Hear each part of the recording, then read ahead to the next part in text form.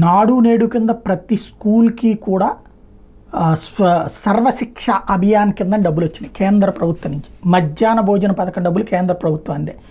అట్లాగే యూనిఫామ్లు, షూస్కి వీటికి సంబంధించినటువంటి ఖర్చుల్లో కొంత కేంద్ర ప్రభుత్వం భరిస్తుంది, కొంత రాష్ట్ర ప్రభుత్వం భరించాల్సి ఉంటుంది. అయితే ఈ పాఠశాలకు సంబంధించినటువంటి ఇతరత్ర ఏదైతే ఎక్విప్మెంటు కేంద్ర ప్రభుత్వ నిధులతో చేసుకొచ్చినటువంటిది. లేటెస్ట్గా చూస్తే విద్యార్థుల డేటాని యుడైస్ ప్లస్ వెబ్సైట్లో నమోదు చేయమని చెప్పి ఇప్పుడు స్కూళ్ళకి విద్యాశాఖ ఆదేశాలు జారీ చేయాల్సి వచ్చింది. డిఈఓలు, ఎంఈఓలు, హెడ్ మాస్టర్లు, టీచర్లు ఈ పని ఖచ్చితంగా చేసి తీరాలని ఆదేశించింది రాష్ట్ర విద్యాశాఖ. ఎందుకయ్యా అంటే వచ్చే నెల 6వ తేదీలోగా విద్యార్థుల డేటాని నమోదు చేయమని కేంద్ర ప్రభుత్వం ఆదేశించింది.